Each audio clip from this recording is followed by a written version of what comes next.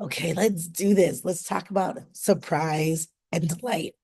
Most people may not like surprises, but who doesn't want to be delighted? I mean, seriously, right? So there is this thing, surprise and delight, right? It's going above and beyond. It's doing something that your potential buyer, your prospective buyer does not expect. So let's talk about that a little bit, and let's talk about what's important when you're surprising and delighting.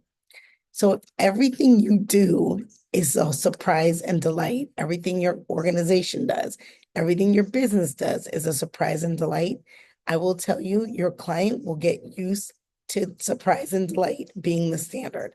So you'll want to be sure that you're providing an outline or context of what I don't want to say standard is, because clients don't want to be treated like they're just the standard, but you want to make sure that they know when you were really trying to surprise and delight, right? Let them know, just so that they understand, like, that's not just the standard.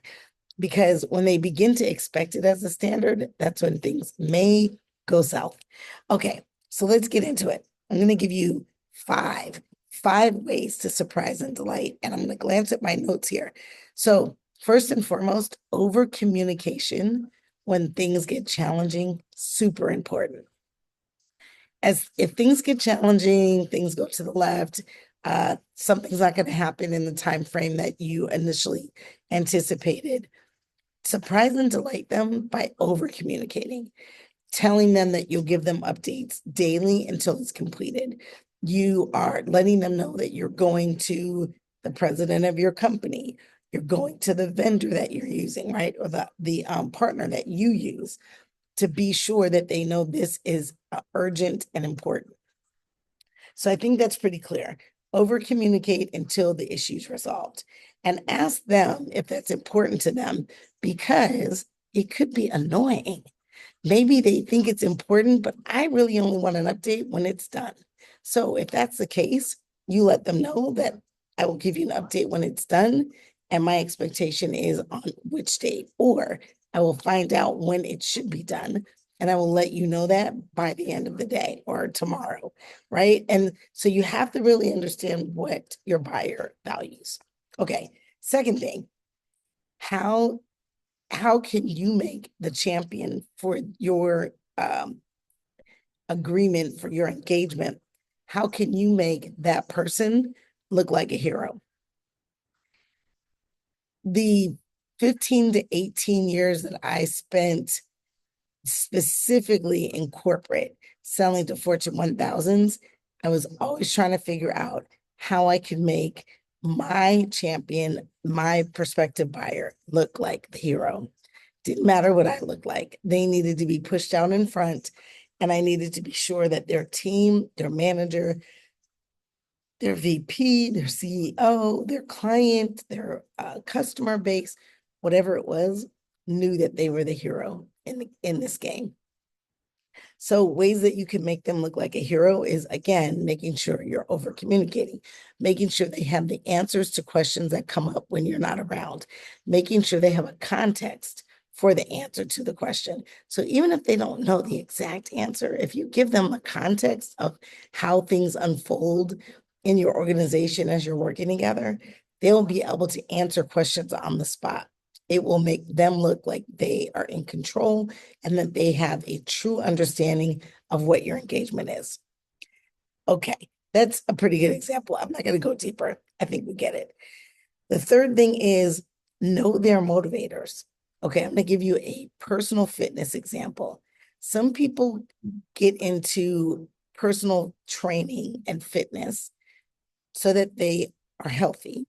Others want to look good, maybe lose some inches so that they fit into a different size clothes, and others want to lose weight and firm up. Okay, I'm going to give you those three examples.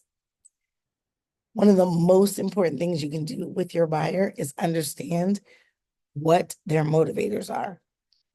If if they were going to get into a situation, an engagement, and they're going for it to lose weight, right, and look better in their clothes, but you're giving them something that will help them be healthy, the two don't necessarily align. I mean, it just isn't that way.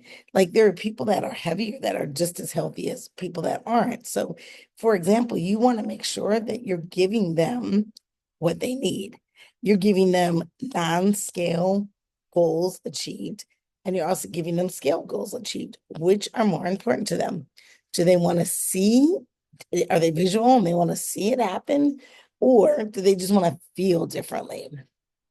So those are some of the things you want to do. And that was just kind of an off the cuff example, but you want to make sure you know what their motivators are. Do they want to look good in front of the internal team, or do they want to look good to their customers, or are they going for a promotion, or are they just trying to like cut down and reduce the number of hours they spend working on something, and you are the solution to that?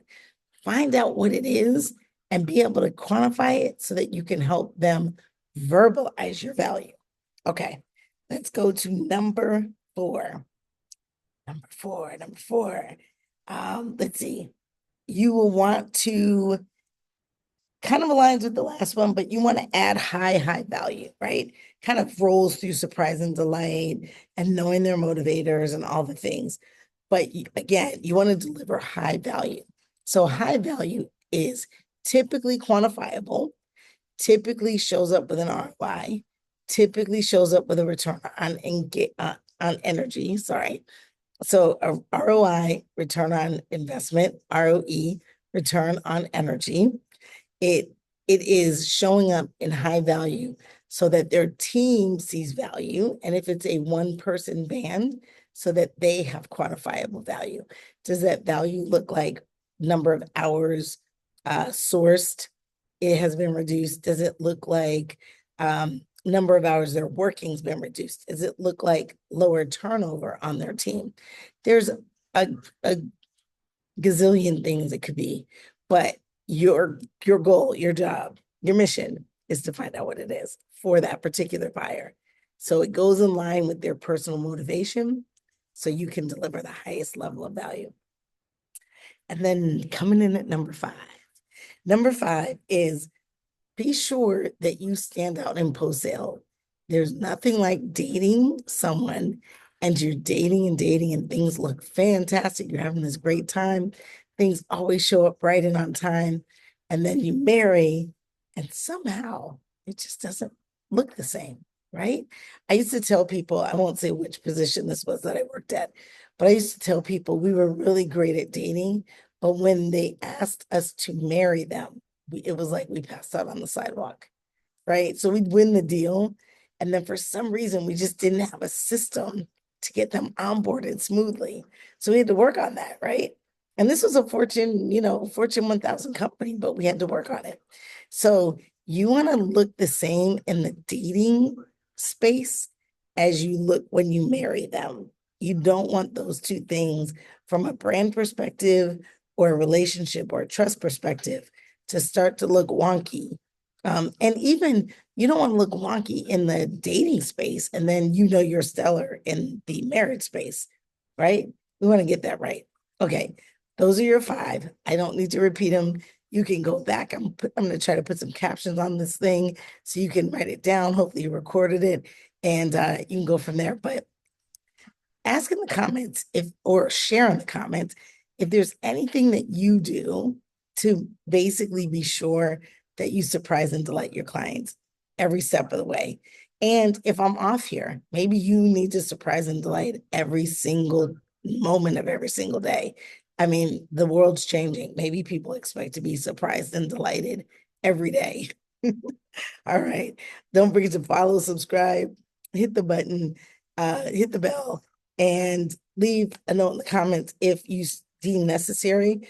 I will be back with the another video. We're going to be talking about hiding in plain sight, what it looks like to be hiding in plain sight. So don't forget to come back, subscribe, and we'll see you soon. Stay inspired.